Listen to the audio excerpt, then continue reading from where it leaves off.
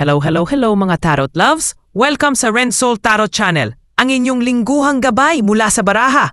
Kung gusto mong malaman ang enerhiya ng darating na linggo, love, career at life, tara, silipin natin yan dito sa iyong paboritong Tarot Tambayan. Kamusta mga minamahal kong Aquarius? Handa na ba kayong malaman ang mensahe ng universe para sa iyong tarot love or relationship reading sa lingong ito? Para sa videong ito, kayo naman ang may kakayahang mamili ng isang set ng card upang malaman ang inyong lingguhang gabay mula sa universe. Sama-sama nating hanapin ang bukas na inilaan para sa iyo. Para sa inyong kalinawan, mga mahal na viewers, ang mga barahang gagamitin upang iyong pagpilian ay maingat na isinagawa at napili sa totoong buhay. Kaya naman nasa inyong kamay na lamang ang magiging sagot sa inyong lingguhang gabay sa pamamagitan ng pagpili ng isang set ng baraha.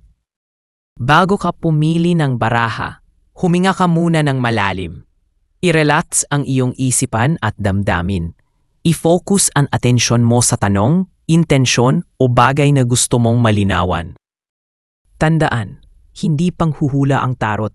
Isa itong paraan ng universe upang mas makilala mo ang iyong sarili at ang daang tinatahak mo. Pero bago iyan, maglaan muna tayo ng maiksing dasal bago ka pumili ng iyong baraha. Universe, gabayan mo kami sa pagpili ng baraha ngayon. Ipaabot mo sana ang tamang mensahe, ang kailangan naming marinig sa oras na ito. Buksan ang aming mga puso at isip para sa liwanag, clarity at good vibes. Salamat sa guidance at positive energy. Amen. Para sa iyong 1-week reading, sa harap mo ay may 5 set ng card. Set 1, Set 2, Set 3, Set 4 at Set 5. Piliin mo ang barahang pinakamalakas pumukaw ng iyong atensyon at gamit ang iyong intuisyon. Ang tamang mensahe ay palaging makakarating sa tamang oras. Magbibigay lamang ako ng 10 segundo upang makapili ng iyong ninanais na baraha.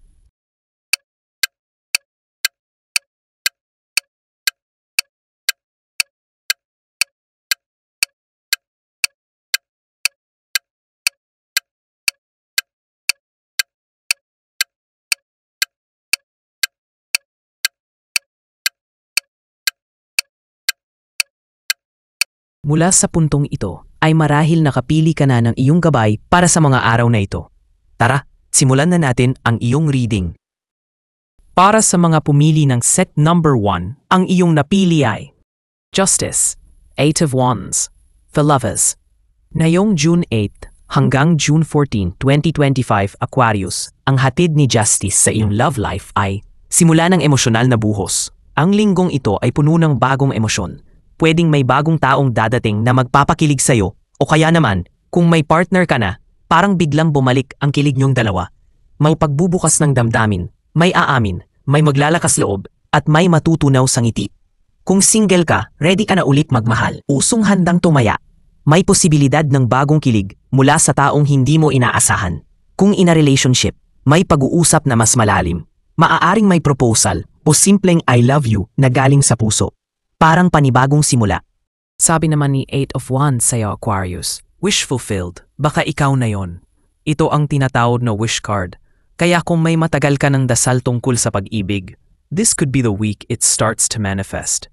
May emotional satisfaction kang mararamdaman. Parang finally, ito na yon. Pwedeng ma-realize mo na, masaya pala ako sa kanya. O baka siya naman ang ma-realize, hindi ko na siya papakawalan. Sabi naman ni The Lovers sa'yo, Aquarius, pangmatagalang pag-ibig. Long-term vibes ito. Hindi lang simpleng kilig. May stability, pamilya, at future goals na pinag-uusapan. Pwede itong literal na pag-uusap tungkol sa kasal, pagtira sa isang bubong, o investment together. As in love plus savings equals forever. Kung may partner ka, mas seryoso na ang usapan. Buhay na magkasama, pangarap na magkatuwang.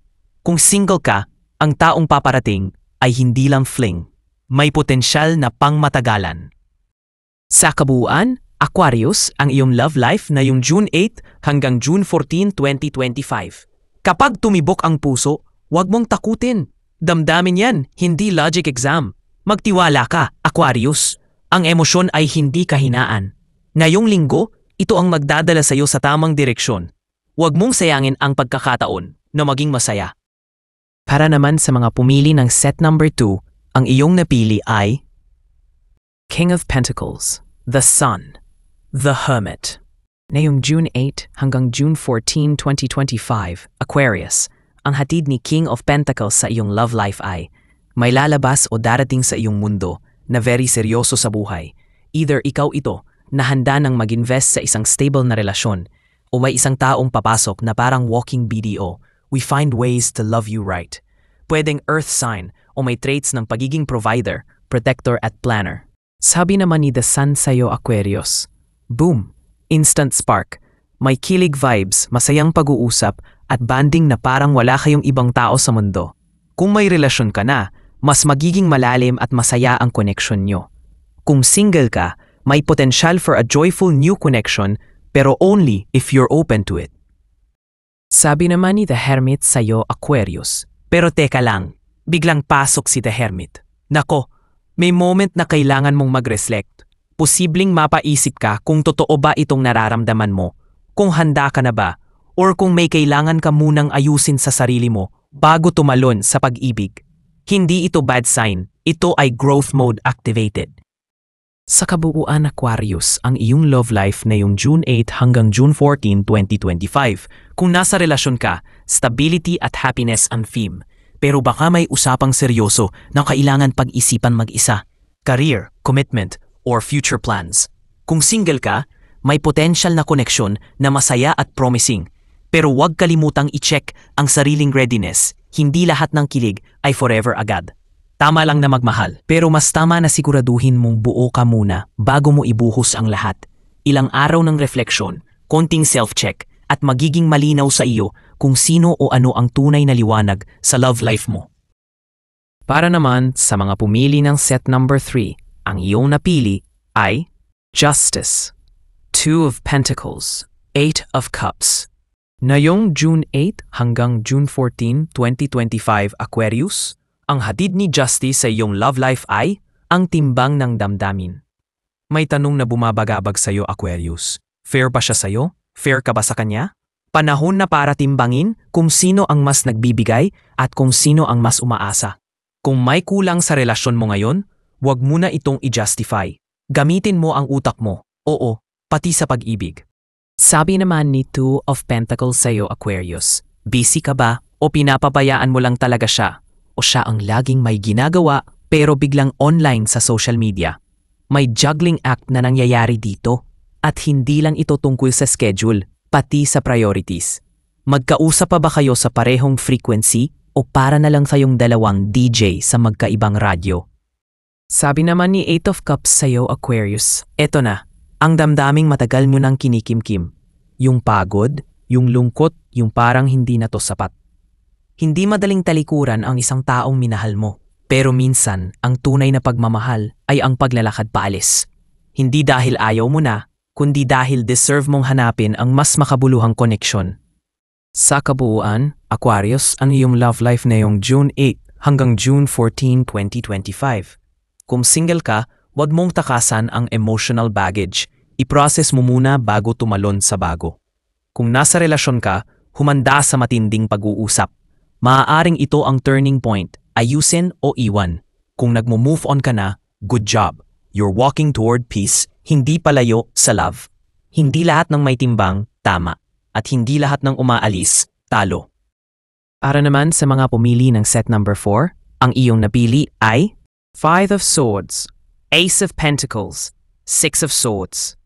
Ngayong June 8 hanggang June 14, 2025, Aquarius, ang hatid ni 5 of Swords sa iyong love life ay nagwagi ka nga, pero at what cost?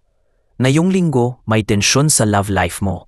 Pwedeng may away o hindi pagkakaintindihan at kahit mukhang ikaw ang panalo, baka may halong guilt o regret.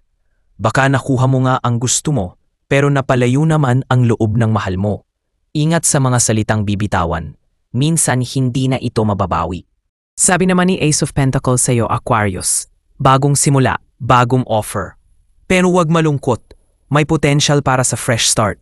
Maaaring may bagong taong darating na may seryosong intensyon o kaya naman muling pagsisimula sa kasalukuyang relasyon, this time with more maturity. Ito ang sign na may love na kayang i-grow. Basta parehong willing mag-invest ng effort at tiwala. Sabi naman ni Six of Swords sa iyo, Aquarius, moving on pero hindi mag-isa. May emotional transition kang pagdadaanan. Kung may iniwan kang sakit o bigat, unti-unti ka nang makakaahon. Maaaring kasama mo ang isang taong willing sumama sa iyo sa healing journey mo. Hindi man perfect, pero sincere. Kung galing ka sa heartache, this week marks the start of moving forward. Paunti-unti pero siguradong may direksyon. Sa kabuuan, Aquarius, ang iyong love life ngayong June 8 hanggang June 14, 2025. Aquarius, love won't be smooth sailing this week. May konfrontasyon o tampuhan, pero may chance rin ng bagong simula either sa current partner mo o sa bagong connection. Ang mahalaga, huwag matigas ang ulo at alalahaning hindi lahat ng laban kailangang ipanalo. Ang tunay na victory sa pag-ibig ay yung parehong masaya. Hindi yung may nanalo pero may nasaktan. Listen more than you speak. Piliin ang peace kesa pride. And if love knocks again, give it a solid, grounded chance. At para naman sa pinakahuling set ng card, set number 5, ang iyong napili ay Two of Cups, Death, The Hermit. Ngayong June 8 hanggang June 14, 2025, Aquarius, ang hatid ni Two of Cups sa iyong love life ay connection na may kilig at chemistry. Sa simula ng linggong ito, Aquarius, may potensyal na bumuo o muling buhayin ang isang romantikong koneksyon. Kung taken ka, pwedeng may lambingan o pag-uusap na muling magpapatibok ng puso mo. Kung single ka naman, may posibilidad na may makikilala kang someone na swak sa vibes mo. Ipong pareho kayong may inner weirdness na nagtugma sa tamang frequency. Pero wag muna magpakalunod sa kilig ha. Sabi naman ni Death sa'yo, Aquarius, wakasan mo na bes, hindi literal na kamatayan, pero ito ang barahan ng malalim na pagbabago. Maaaring isang lumang pattern sa love life mo ang kailangang i-let go. Toxic na pag-uugali, ghosting tendencies, emotional unavailability, gupitin na yan. Kung may relasyon ka, baka panahon nang mag-usap kayo ng mas totoo. May kailangang tapusin para magsimula ulit ng mas matino. Ang love life, parang halaman, hindi tutubo kung may damong ligaw na nagpapasakal. Sabi naman ni The Hermit sa'yo, Aquarius, hanap muna ng tahimik. Sa huling bahagi ng linggo, maaaring maramdaman mong gusto mong mapag-isa o mag-reflect. Hindi ito paglayo, kundi panandali ang paghinga para mas maintindihan mo ang gusto mong direksyon sa pag-ibig. Ito rin ang paalala ng universe. Ang tunay na pagmamahal ay hindi lang hanap sa labas, kundi paghahanap din sa loob. Minsan kailangan mag-isa para matutong magmahal ng mas buo. Sa kabuuan, Aquarius, ang iyong love life ngayong June 8 hanggang June 14, 2025. Simula ng linggo, sweet at konektado, kilig time, gitna, transformation, may kailangang bitawan. Huli, pagninilay, hanap ng sagot mula sa loob. Love tip, hindi lahat ng kilig ay kailangan panindigan. Minsan, kailangan munang i-unlock ang sarili bago buksan ang puso para sa iba. At ayan na nga, Aquarius, tangiyong tarot love or relationship reading para sa linggong ito. Sana'y nakatulong ito upang bigyan ka ng gabay at inspirasyon sa mga daraping na araw. Tandaan, ikaw pa rin ang may hawak ng iyong kapalaran. Gamitin mo ang mga mensaheng ito bilang ilaw sa iyong landas. Kung nakaresonate sa iyo ang reading na ito, huwag kalimutang i-like, i-share, mag-subscribe at i-click ang notification bell para sa mga susunod pang readings. Muli, ito ang Ren Soul Tarot Channel. Maraming salamat sa panonood at magkita-kita tayo muli sa susunod na readings. Ingat ka palagi, Aquarius!